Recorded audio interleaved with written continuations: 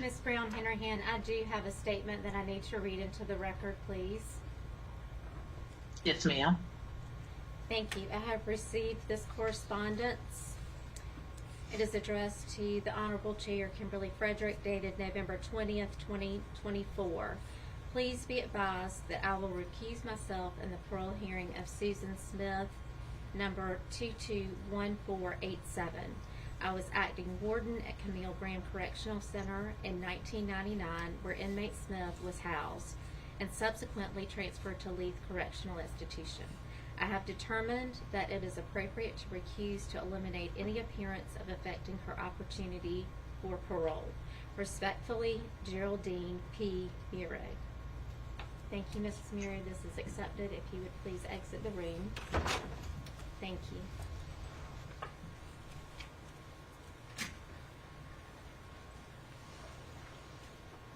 Mrs. Murray has recused herself of this case and has exited the room. Thank you.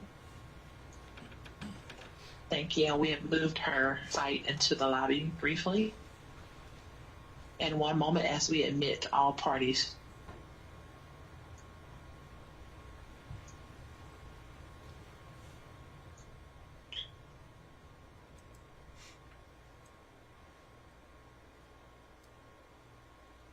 There at Leith, ma'am, confirming you are Miss Susan Smith.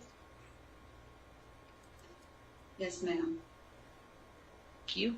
And Attorney Tommy Thomas, are you able to hear us? Yes, ma'am, I am. Thank you. And there at the support site, confirm you are here in support of Miss Susan Smith. They're asking, can you hear? Yes, we can hear. And you're here in support of Miss Smith? Yes, ma'am. Thank you all for joining. You are before the board. Please await for the chairman to address you. Good morning, Ms. Smith. Good morning, Mr. Thomas, and good morning to the folks at Watkins. Thank you all for being here with us today. We hope everyone is doing well. Ms. Smith, I want you to know that we have received the packet of information that Mr. Thomas's office provided to us on your behalf, and we have reviewed that packet. So thank you for submitting that in advance of this hearing today. Mr. Thomas, are you going to begin, or is your client going to begin?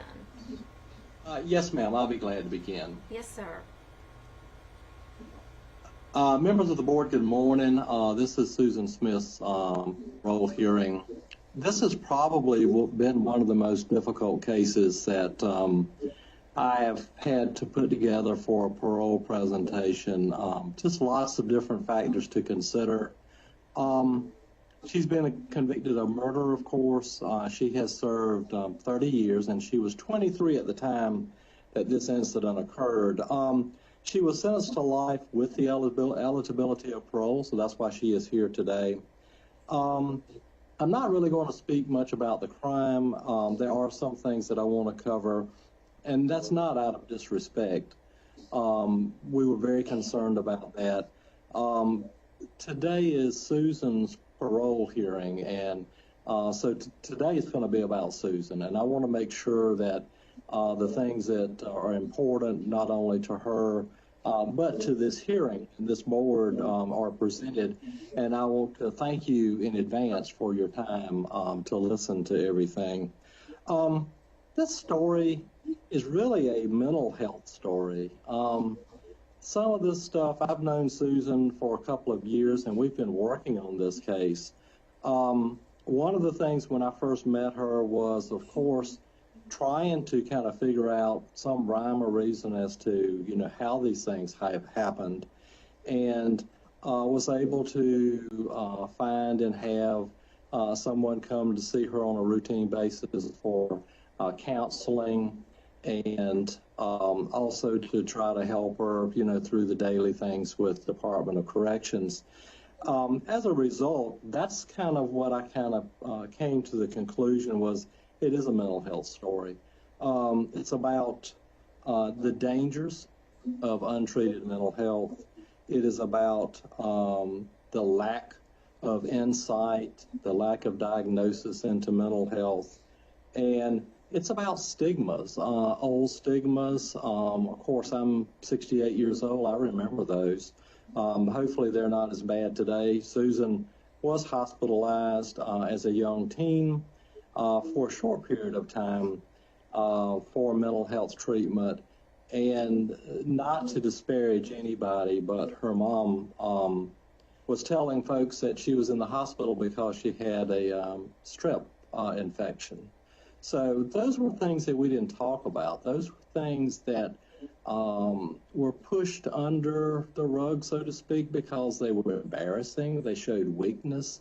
I don't know what they showed, but they showed up and culminated in Susan as a result of a day that all of this came together and produced some horrendous results. So I think it's important to Susan, if anything comes out of this hearing, it's that people understand there's nothing to be ashamed of.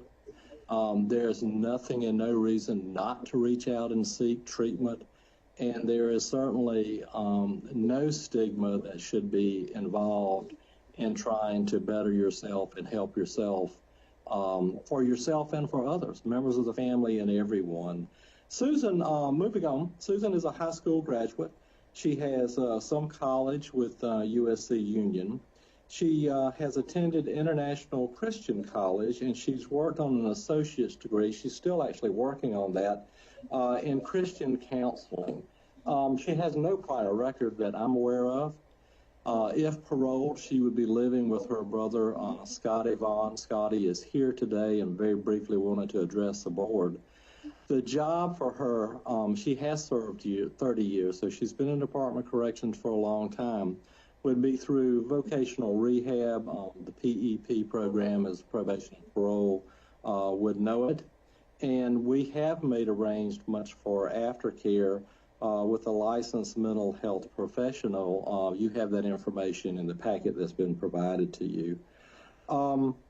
Some of the programs, I took the time to look at everything, to look at the programs that she's been involved in, and I'm not going to speak about all of those because you have those in the packet. The ones that I think are important and relevant today is the self-harmers group. She has attempted to commit suicide on several different occasions within the Department of Corrections. 7 Habits, Beyond Abuse, Jumpstart, which she is a great fan of. She does not have a drug or alcohol addiction, thank goodness. She has been active on Endovo and the Cipher Works programs, Loss and Grief, healing seminars, women's empowerment, anger management, self-esteem, and domestic violence workshops. I normally, and I've presented a number of parole hearings, I first started with this thinking that it had to be different than normally what I would do as far as a presentation. And I came to the conclusion maybe this week, and it doesn't. I think it is, and I will stick with what I would normally do as far as the structure of my presentation. What I always begin with the board is contributing factors because I believe that's important. We need to know what was going on, why it was going on, for the board to be able to make a informed decision about her parole expectations and her parole eligibility, and what kind of candidate she is for parole. One of the things that has jumped out at me, and I saw this last night in the media, and I know that Susan wants to speak, and because she feels like it's important to get the truth out there, is this is not about the love for another man. I saw it on local TV about how this was all about another man and him not wanting children. From what I have been able to determine, that is just not true. I have spoken with David Bruck, who was a defense attorney on a number of different occasions. David has been a great source of information in regards to Susan.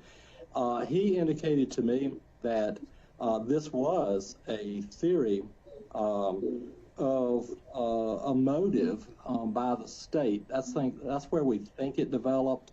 However, this was never proven at trial, and it was actually abandoned by the state. But it has stuck. And I just wanted to, I know it's important to her to bring this to your attention. The contributing factors in this case were multiple stress points. They converged all at the same time. And we are certainly not trying to say anything about, the horrificness of this crime. It is, and she was found guilty. But we're trying to kind of maybe present to the parole board how these things developed and how it's possible that something like this could happen. One of the things that has been important in her life, and I think is a huge contributor to this crime, is the suicide of her dad at age 6. Horrific, just horrific. And she blamed herself. How could he leave me? And I think it sets the stage for the beginning of some serious mental health issues, some serious depression, which just kind of culminates and continues to snowball. And the lack of, recognition and treatment for this issue with her dad. I mean, it was like the old stigma of, we just tough through these terrible situations, and that's how it's done. It's not done that way. There were some attempts to get some sort of psychological help for her after a couple of suicide attempts, and never went anywhere. She was the child. The adults in the picture did not. Can't blame them. I think it was the times. Did not seek and try to understand the depth and the significance of this and what it was going to produce at a later date. Severe depression. Potentially depression after the birth of her last child, which was also undiagnosed, and that postpartum depression that existed in a severe situation. Just in culmination, and I apologize for reading something to the board, but I've looked at so much material, and if I can beg the board's attention for a few minutes, I would like to say this and read this because I think it summarizes everything that I've been talking about and everything that Susan wanted to talk about what happened. She said to me, and this was not in preparation for parole, I found this buried in a bunch of documents that had been provided to me, and it is from Susan. And she says, I believe this is what happened to me on October 25th, 1994. I lost touch with reality. My thoughts were not rational nor logic. I don't think I understood that if I allowed this car to go into the lake, that I would never see my children again. The finality of it was not real to me because my thoughts were so screwed up at the time. My mind, I thought, was doing what was best for them. I knew Jesus would take better care of them than I could. It was truly a moment of insanity. There are no easy explanations and not much understanding. How can you make sense of something that is senseless? And I think that shows the remorse that she's had. She's lived with this for forever since this thing. When I first met her and I would go and see her, remorse is difficult. That's something with the parole hearings that I've presented for years is to how do you say, how do you demonstrate remorse? People do it in different manners. And I always look for that. I always ask my clients, and look for the remorse. I could see the pain on her face. It was so difficult. Talking about things were extremely difficult. And not because she didn't want to talk about them. It's just because it was so hard to talk about them. So I think that she is truly remorseful for what happened. And I think she would do anything in the world to bring these children back. But moving on to the next consideration in this presentation is really changes. What changes has she made in herself in prison? One of the things I think is important is that she has no prior history. Nothing that would lead up to believe that someone would be capable of a crime of this nature, which I think is also indicative of what their risk is if the board was inclined to allow her to participate on parole. I don't think that was as a risk, and I think that's what our counselor, who had seen her on a regular basis for a number of years, also indicated that it was very low risk. She's been IRC chairman within the institution. That means something. You're voted on by your peers, and it is an honor to be in that position. She has been a math tutor in education. She's helped numerous inmates obtain their GED. She's been in the character arts program, prison fellowship, which I think is extremely important to her. She's much stronger in her faith than she has ever been. And that is a comfort for her. It's something that she enjoys. It's something that is extremely important. Jumpstart, good program. She's been in that program. She would actually like to go to Jumpstart if the board would consider her for parole. He has been out of the program for a couple of years, and that would be, she'd have to do some other things for that to happen. So that's why we have chosen that she would go and live with her brother. Good, solid individual in the community, willing to help her in any manner. And one thing I've noticed from the family and friends is that we mourn with her the pain of this crime, but we still love her and we're there for her. So she has that for her, and which is a great resource if the board was going to consider her for parole. One of the other things I've noticed is giving back to the community, arts and crafts. She's made arts and crafts that she's donated to charity. She's helped St. Jude's. She's helped staff members. She said that an insight into what's going on with her, stand on her own 2 feet, not to be influenced by others, live a better life, think before acting.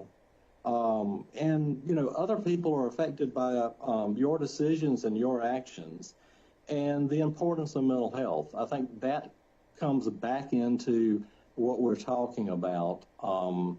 It's not an excuse, but it is certainly some indication or maybe explanation as to what was going on. The goals, and this is my final area for my presentation, is that I don't think she'll ever be able to forgive herself. That is something that she struggles with forever. I don't think that creates a danger to anyone, except potentially maybe a danger to her. Her medications, her mental health medications, have been balanced well by the Department of Corrections. I think she thinks as clear now as she ever has. I think that she is able to establish goals and what she would like to do in her life. And I think on the top of that list is to give back and to try to help others.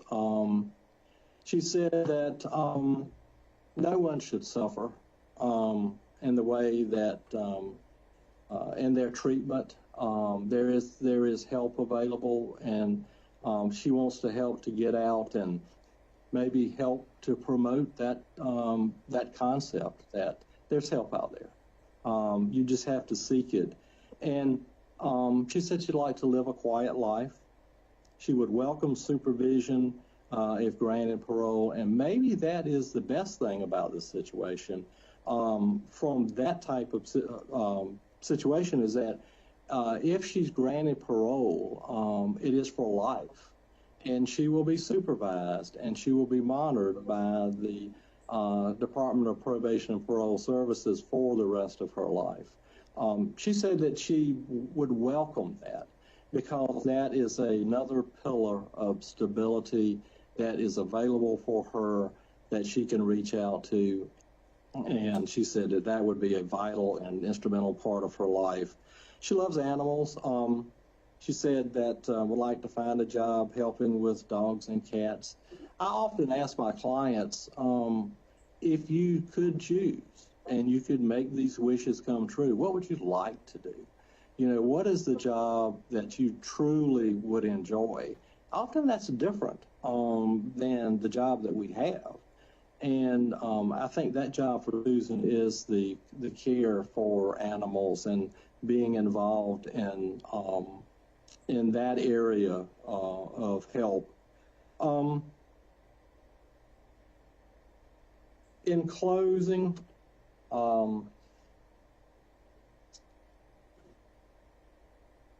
I think that she has indicated to me that her desire is to make her life mean something, something other than the things that she has done, to make a positive impact in her life. I talked to somebody, I've spoken to a number of people, and I've spoken to one person that told me, they were at the trial, and they said that their impression of Susan was that she was living to die. I didn't really understand that. I think the more that I have been talking to her and preparing this case, that maybe I do. I think that has been Susan's life, is living to die for the things that she has done. And I think that what she's asking today is to ask the board to consider a parole for her, so maybe she can make something positive out of a horrific situation. I want to thank you for your time. I know I've taken a lot of time today. I would just ask if you would please consider her for release. Thank you, Mr. Thomas, and we appreciate all Yes, your ma'am. comments. Thank you. And again, thank you for the very detailed packet that you presented. Ms. Smith, Yes, ma'am. what would you like to tell us today?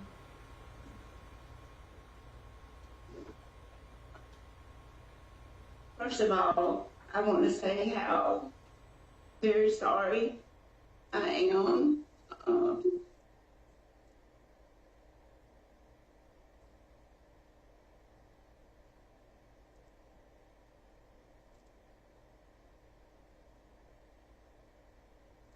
It's okay, Susan. Just talk with us.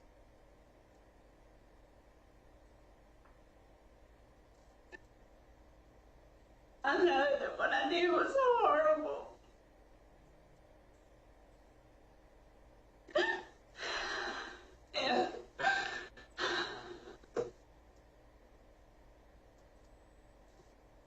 And I would give anything if I could go back and change it. And I love Michael and Alice with all my heart. Ms.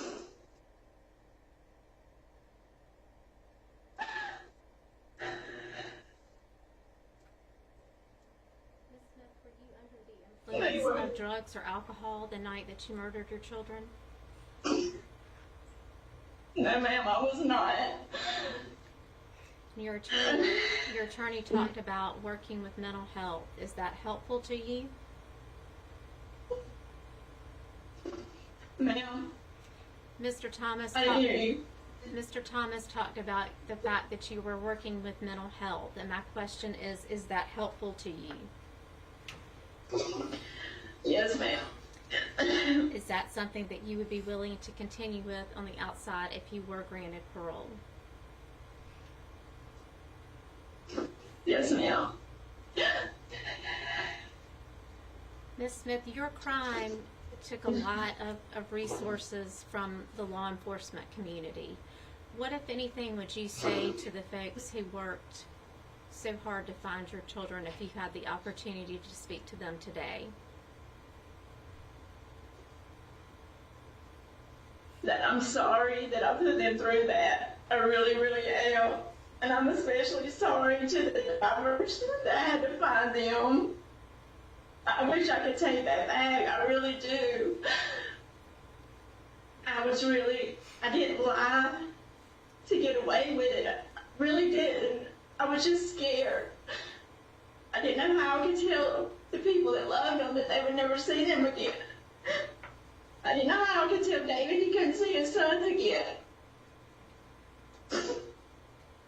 And I'm sorry. I don't know. I know that's not enough. I know it's not, but I don't know. I know those just sound like words, but they come from my heart. They really do. Right. One of the things that we review is your institutional record, and you've had some infractions throughout the years, some involving the use of some narcotics. Do you have any issues with drugs or alcohol at this point? I don't. No, ma'am, I don't. And you had a recent disciplinary infraction just a few months ago. So why should this board think that if we grant you parole that you're going to go out and follow the rules and the laws of society if you do not follow the rules within the institution? Well, this last infraction, I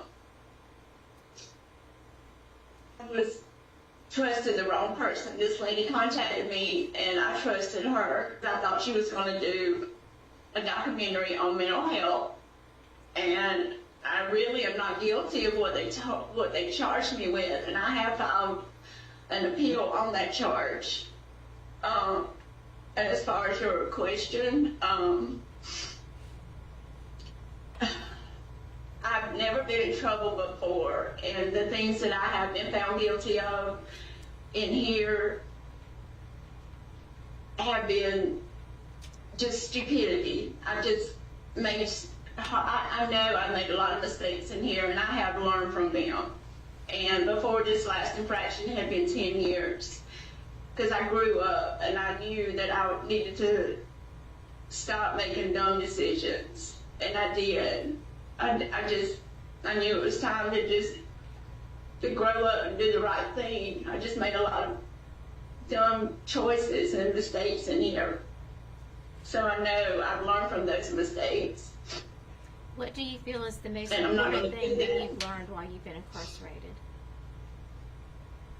Ma'am, What do you think is the most important thing that you have learned while you have been incarcerated?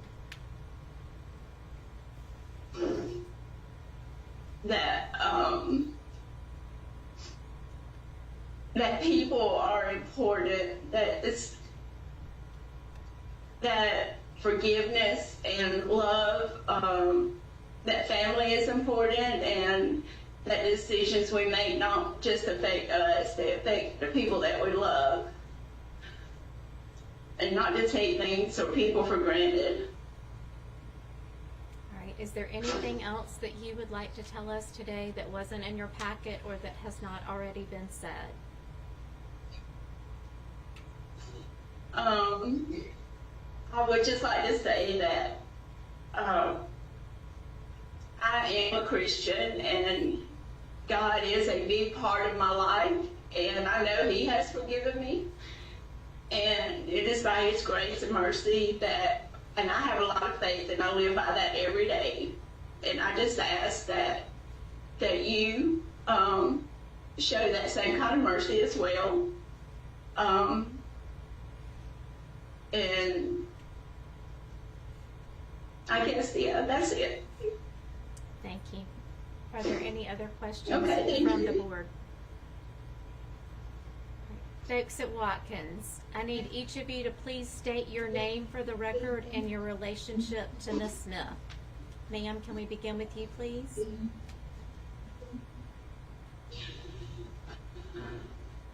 Ma'am, state your name and your relationship. What? Ma'am, state your name and your relationship. I did not, is it I? Yes, ma'am. I'm Ann Curry, and I'm a long-term friend and supporter of Susan.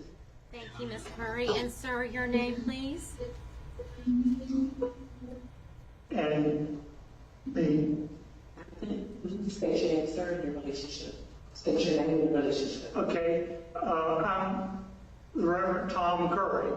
I've known Susan briefly when she was a teenager, when I was called in for one session each, counseling about two different matters, once by her teacher and once by Susan. And I testified at her trial, in the sentencing phase, and I have kept up with her by writing her Thank you. weekly for the last 30 years. I did this because I felt that she needed somebody to remind her that her whole life was not caught up in that one experience, but that she could put her life back together, because her life was in such turmoil when all this happened. And I think she's a different person now. And that's what I want to talk about when I get a chance to say a word about it. I have new hearing aids, and I can't always hear your questions, but my mind's fine, and I'm just a retired Presbyterian minister alone. Well, thank you, Mr. Curry. We appreciate that, and you're welcome. You're welcome to make your statement that you would like to make right now. All right. Okay, I want to start with her trial. Mr. Curry, let me Because interrupt at you that before you point- get too far into that.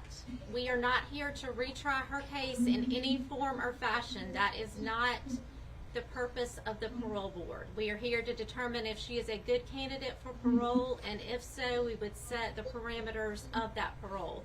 But in no way can we discuss the trial or retry her case. She was convicted of 2 counts of murder. If you'd like to speak to anything outside of that, you're welcome to. Okay, me now.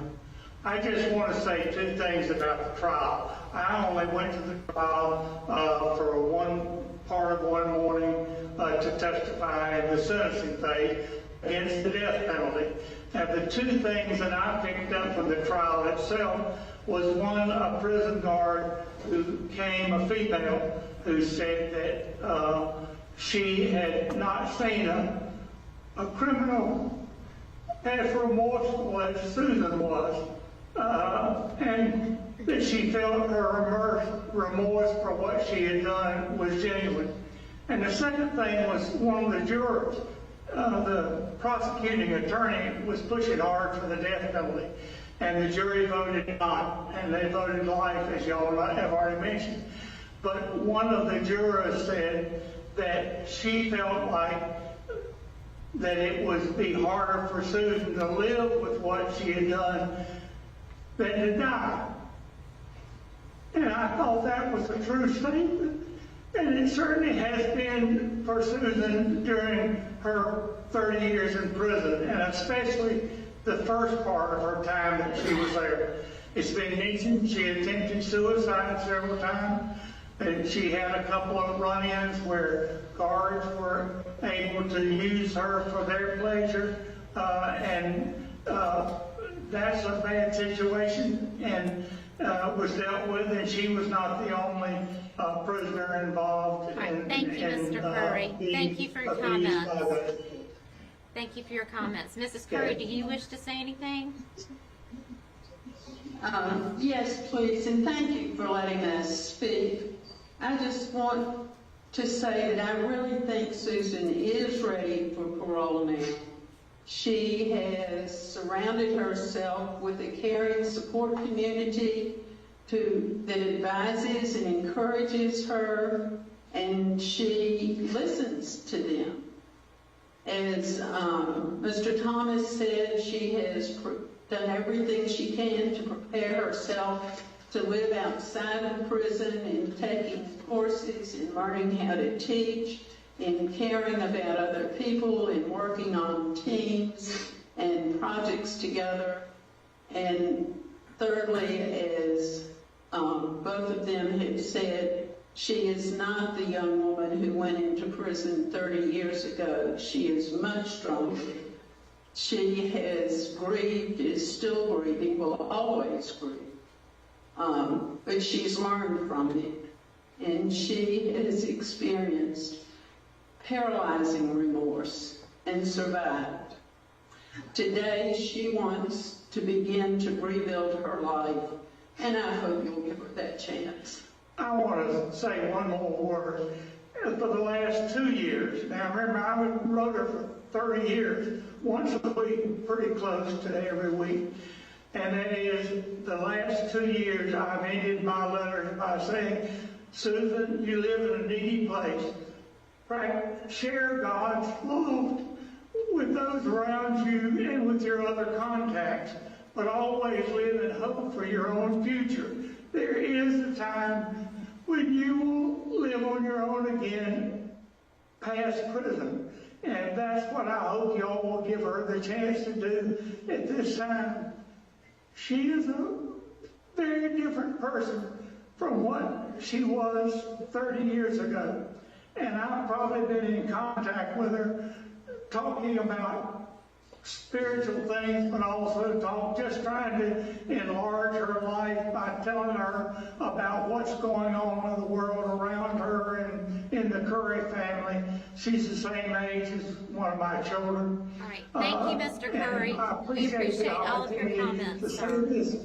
We appreciate all of your comments and all of the information. Mr. Thomas, anything in closing, sir? No, ma'am. Nothing further than I really would ask the board to take the time to consider Susan's request for parole. I do believe that if we look at insight into things that we've done, and as far as things that we need to do to get out of the Department of Corrections and to try to make our life worthwhile or mean something, I think Susan is at that point. And I just again want to thank you for listening today, and hope you would consider our presentation. Thank you, Mr. Thomas. Thank you, Ms. Smith, and thank you, Yes, Mr. and ma'am. Mrs. Curry. We certainly appreciate all of you joining us today. If you all will please exit the rooms, we will have an answer for you later today. Thank you for joining us. Thank you. One moment as the room clears.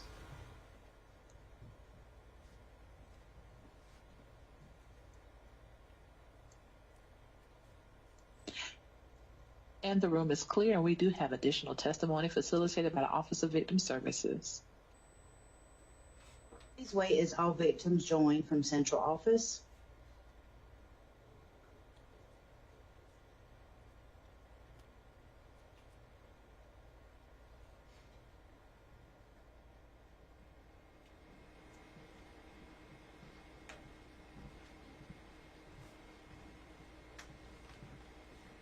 Good afternoon.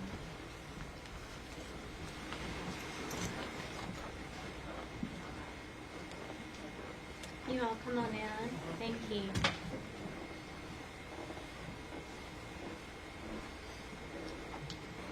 Can you move just a little further around so we can get everyone in? Thank you so much.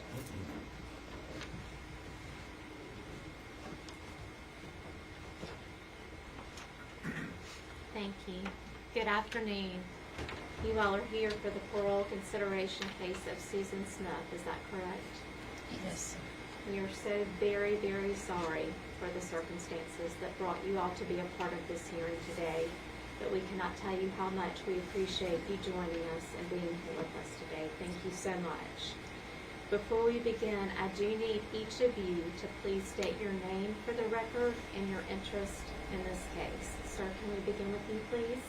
Stand up. You don't have to stand up. You do whatever's comfortable for you.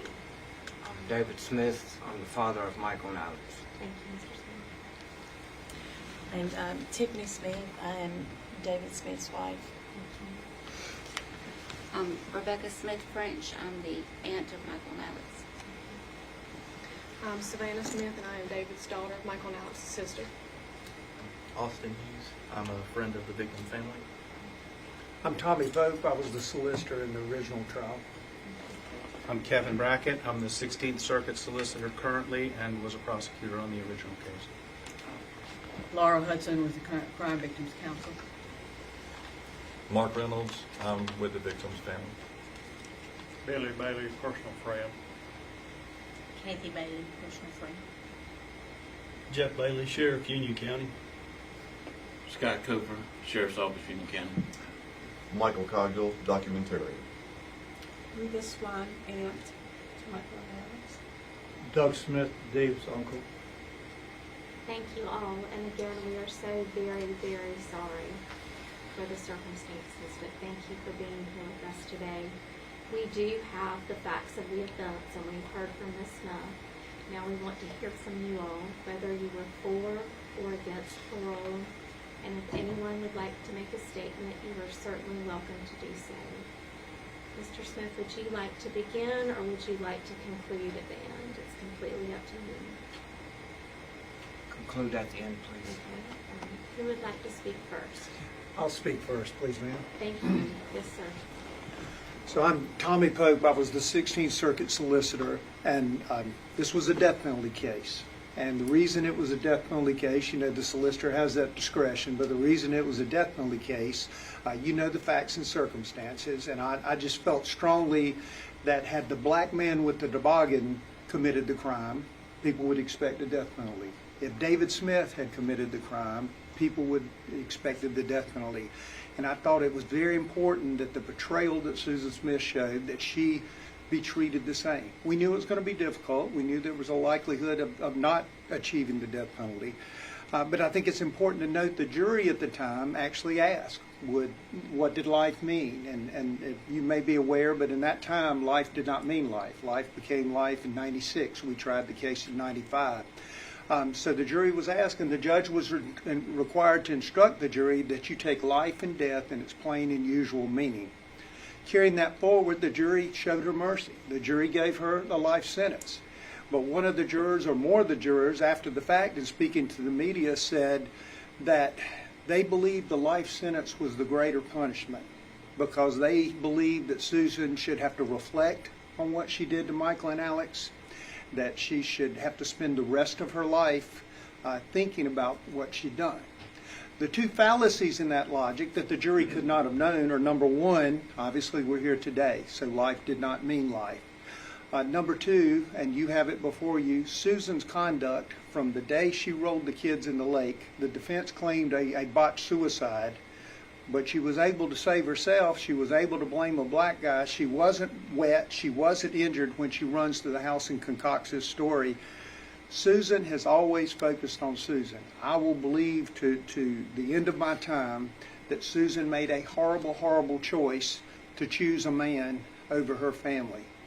I said the boys were in the car, her wedding gown was in the car, her wedding album was in the car. She thought in a nice package she could roll that away. If she could have put David in the car, he would have been there too. In a nice package, she could roll that away and start this new life with this other man. And she led everyone on, including David, for 9 horrible days. And so as you look at her conduct in prison, whether it was a relationship with guards, the social media, the attention, the conduct recently with the publisher, Susan, you know, she's got people outside, I'm sure you've heard from them, that want to take care of her.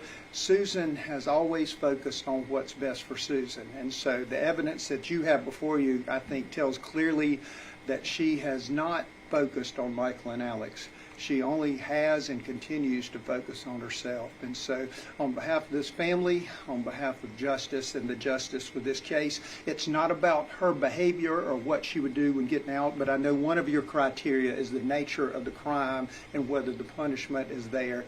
And I would submit for the crime she committed, the actions she committed, that punishment has not been achieved yet. And so I would ask you to deny parole. Now, thank you for your time. Would anyone else like to speak? Yes. Yes, sir. Madam Chairman, Chair Lady, and members of the board, thank you so much for giving me the opportunity to speak here today. I was on the prosecution team that handled the prosecution, along with Solicitor Pope and Speaker Pope now, who you just heard from. I wanted to bring to you a couple of vignettes from the case to help bring this alive for you. In the course of preparing for today, I've gone back over the case. I've reviewed the file. I've pulled some of the evidence out, which is in a closet just off my office. Evidence like the note that was written to Susan Smith by her boyfriend, the man she was cheating on her husband with, who told her in the note that he could not be with her anymore because he didn't want children, and that they had no long-term future because he didn't want children. And then 1 week later, she's rolling her car down the ramp at John D. Long Lake with her 2 children strapped into the back. She betrayed her husband when she cheated on him, and she betrayed her children against the laws of nature when she should have been sworn to protect those children. She betrayed them when she left them in the seat and rolled that car down, and she was not trying to commit suicide. She was trying to change her life. She wanted to kill her old life and start anew. She was wearing a sweatshirt that the man who she was cheating with had given to her when she was on TV 2 hours later, after claiming that a black man in a toboggan had carjacked her and spirited her 2 children away. How many black men in red Mazdas got pulled over across the country because they were looking for those 2 kids and they were looking for this fictitious man that didn't exist, purely a figment of her imagination? I was on the banks of John D. Long Lake, standing there with about 40 or 45 people, 50 people, as the tow truck from Greer's Wrecker launched its line into the water where divers hooked it up to the car and pulled it out. Total silence as that car emerged from the dark water. Everybody sitting there hoping and praying that maybe it was a different car. Maybe it was a wrong car. Maybe the kids weren't in there. Not a word was said. It was one of the most haunting memories of my life, and it will live with me forever. And that's the last point I want to make. You're going to hear from this man, and he's going to tell you what this did to him. I can't begin to describe it. I sat in court and listened to him testify, and it was heart-wrenching as he described that his hopes and dreams for the future were destroyed that night when she killed their 2 children. This didn't just traumatize him. It traumatized Union. It traumatized South Carolina. The entire country was in the grips of her lie and her treachery. The entire country. This was a global sensation. People were fixated on this.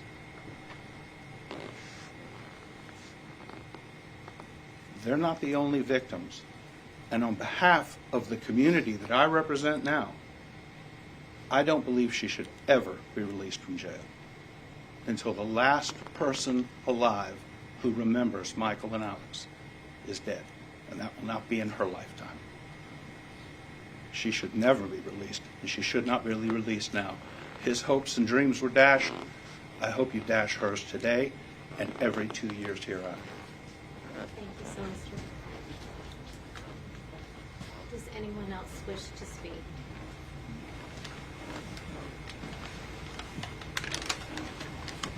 Okay. You're welcome to stay seated if you're more comfortable, whatever's best for you. Okay, thank you.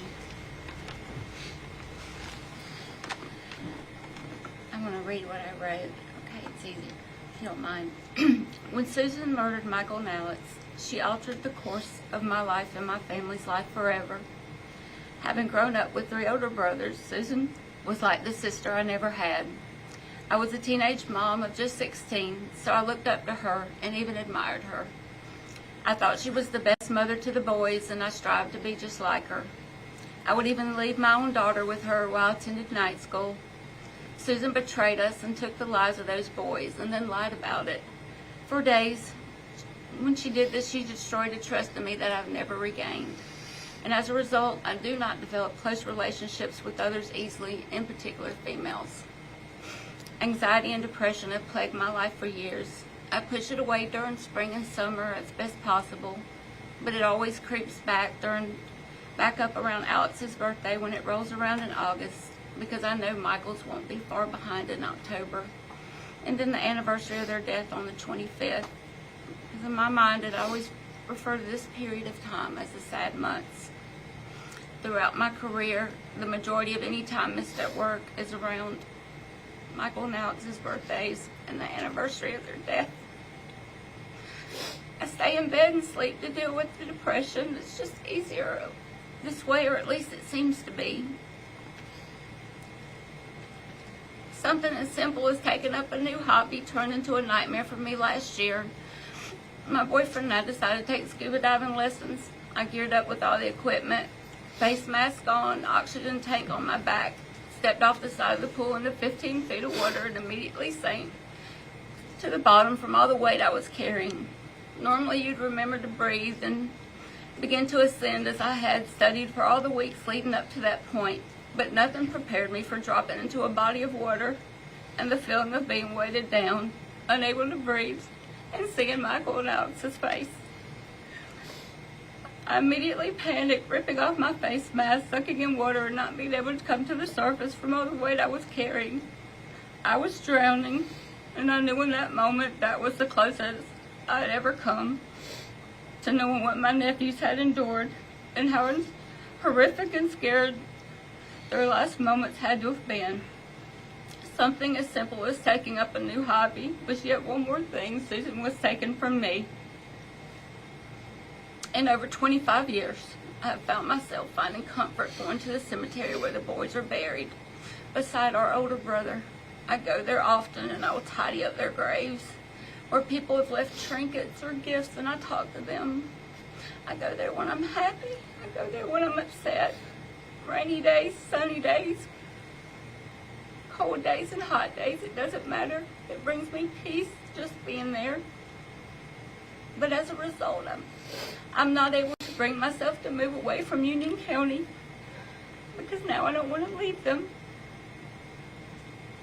We have missed Michael and Alex's kindergarten graduations, numerous birthdays, birthday parties, summer vacations, Easters, along with annual Easter egg hunts at Meemaw's, Thanksgivings, Christmases, football, soccer, baseball games, proms, high school graduations, possible marriages, and births of their own children. We don't know, because they never had a chance.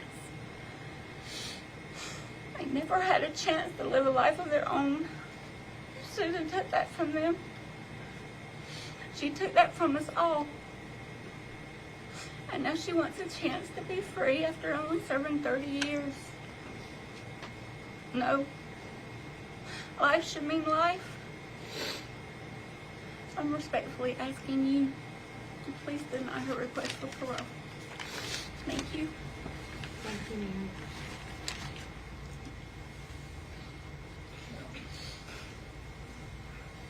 I apologize if I get a little bit emotional. I drove down from Detroit on Monday night, which was Halloween before of that week, and a young man, middle-aged man then, I'm an old man now, but the boys never got to. As Becky said, they missed a lot. They missed their life. Today they would be in their 30s. David would probably be a granddad. The boys were still here. I took my sister out to the lake yesterday, and it's a beautiful drive out there. I was just thinking, all that time she had time to change her mind, to stop and turn around and not go through with it, but she did. And then the boys were gone. A year later, I came back down for the trial. Tommy Pope did a good job. They proved that she was guilty. During the sentencing trial, they came back and recommended life. Tommy had argued for the death penalty. The family was for death penalty. They come back and recommended life. But we said, well, we'll live with it. You know, she'll have to live with it every day for the rest of her life. So we were satisfied with life, but we do not want a parole. against any parole for her. And then two other items going back 30 years, the Friday morning after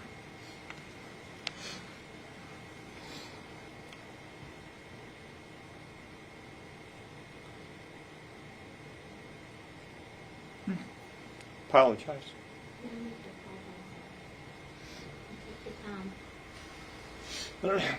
But the Friday morning after David, his dad, my brother's wife, and I, the four of us, were sitting at Holcomb Funeral Home in Union and discussing the funeral arrangements. David asked to see the boys, and Mr. Holcomb had a funny look on his face, and he said, "Mr. Smith, could I see you?"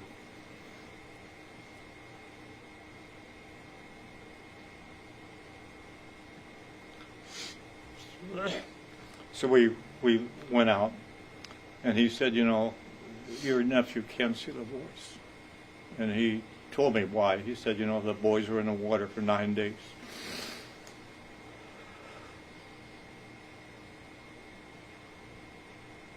So I went back and told David, I said, "You know, it's better that you don't see the boys." And I think deep down he understood why.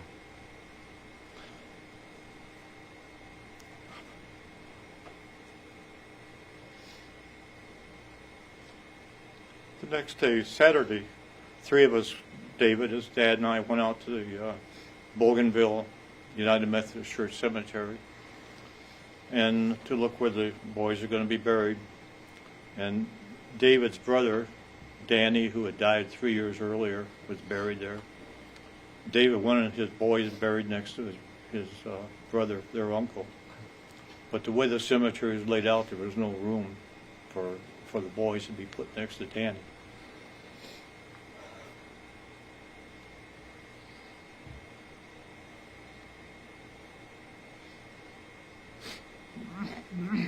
So I found the cemetery custodian and asked him if it were possible to move Danny. And he said, "Well, yes, if that's what the family wants, we can move Danny." So I went back and saw my brother. Said, "You know, David wants the boys to be next to their uncle. Would you have a problem if we moved Danny?"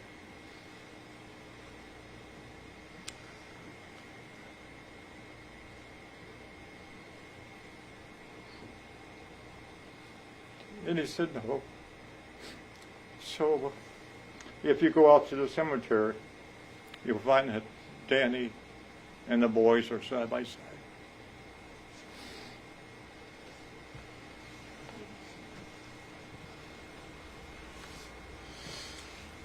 Does anyone else wish to speak? Yes, I'll go, please. Yes, ma'am. So as David's wife, I have stood by him for the last 30 years and watched his pain, his suffering, his dark days that you cannot imagine. It's been hard as a loving wife to stand back and watch him suffer the pain that he has gone through. To not want to get out of bed some days. To not be able to get out of bed.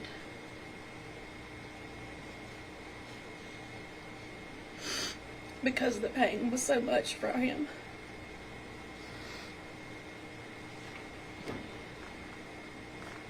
And for 30 years we had thought this day would never come. But yet here we are.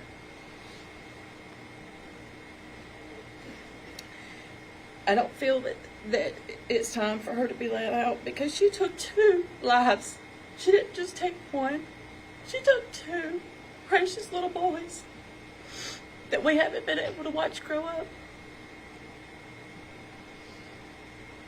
And as Becky stated earlier, all the things that we've missed out on because of them not being here, all the things they missed out on growing up in and doing.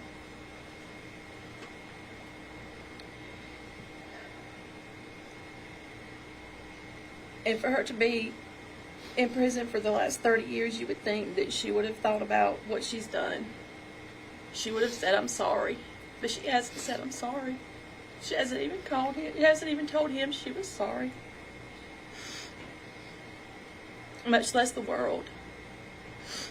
For 9 days, all I can think about is how much she lied and manipulated everybody. The whole world. I watched it and believed her myself. I wanted her to be telling the truth. But to be betrayed by her lies, and that just makes me feel like if she could do that then, whatever she's told you today, I'm sure were probably lies as well. Because she has shown in her last 30 years what she does in prison. She's all about herself. It's all about what she can do to make her life better.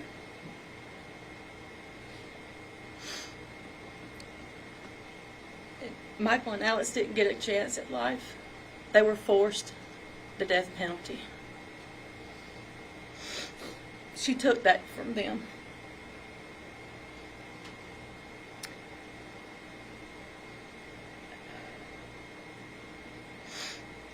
The lives of this family has been forever changed. It caused us to be a little overprotective of our now daughter. A little bit more than we probably should have been. Because we were afraid something might happen to her.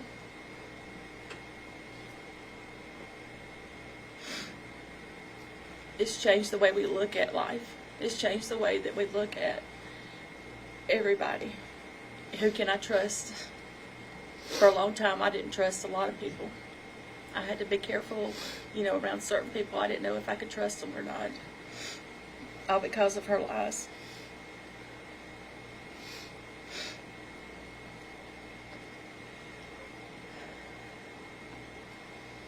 So to give this family some peace, it would be best if Susan stayed behind bars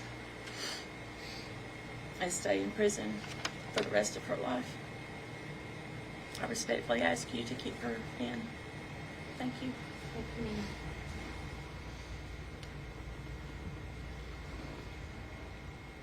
Does anyone else wish to speak for Mr. Smith? Sheriff, anyone? Yes, ma'am. Forgive me.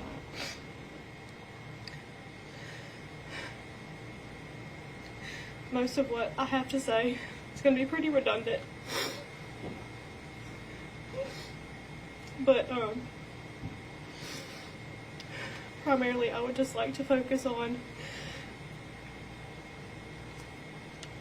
since I came after the fact, what I had stolen from me was 2 older brothers, the good and the bad of having older siblings.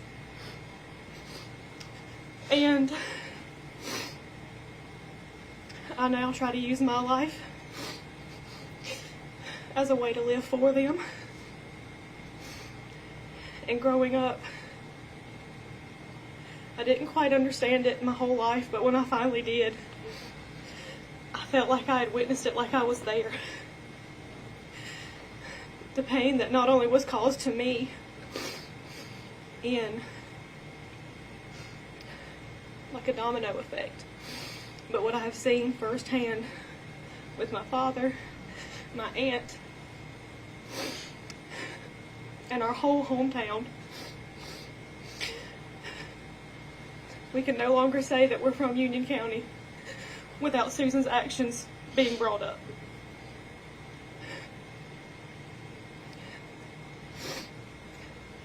And just for the sake of all of us and our whole community, I ask that you deny her request.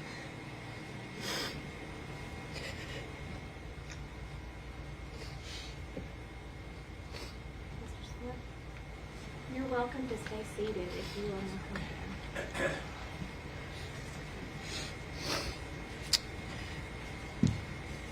Madam Chairman, members of the committee.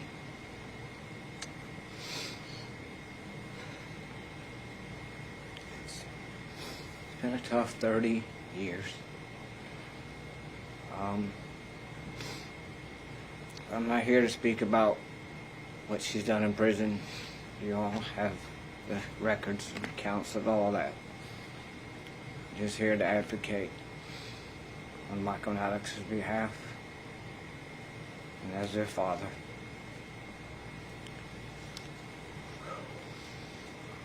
You know, God gives us free choice. And she made free choice that night to end her life. This wasn't a tragic mistake. It wasn't something that she didn't mean to do. She purposely meant to end her life. I never have felt any remorse from her for it. She's never expressed any to me. I've never seen it on paper.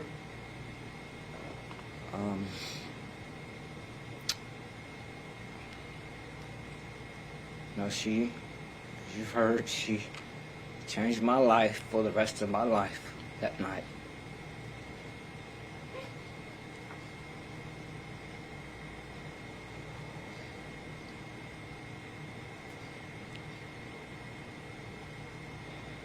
Some for the better, some for the worse, but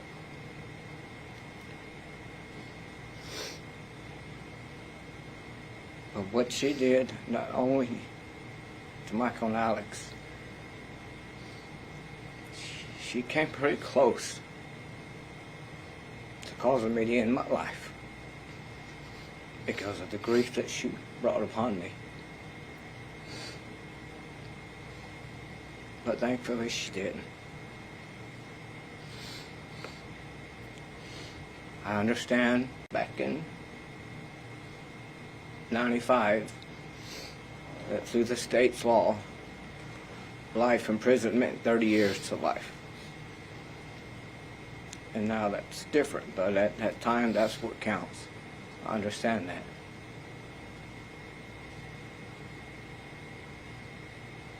But ultimately, to me, that's only 15 years per child.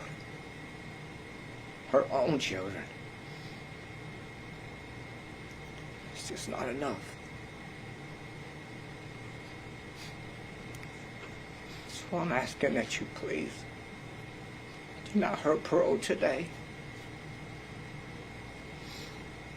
And hopefully in the future, but specifically today. Not let her out. I miss them very much. And I love them very much. And I will be here every 2 years going forward to ensure that your death doesn't go in vain. Thank you.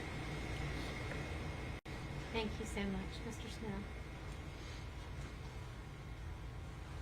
Again, please know how very, very sorry this board is to all of you for all the pain that this crime caused you. But we sincerely appreciate you all being here with us today. Thank you very much. And thank you for the reminder with the picture of Alex and Michael. They were beautiful children. So thank you for reminding us of that today. We wish you the very best. And if no one else has anything else that they would like to say, if you all will exit with these ladies over here, we'll have an answer for you shortly. Thank you so much for being here.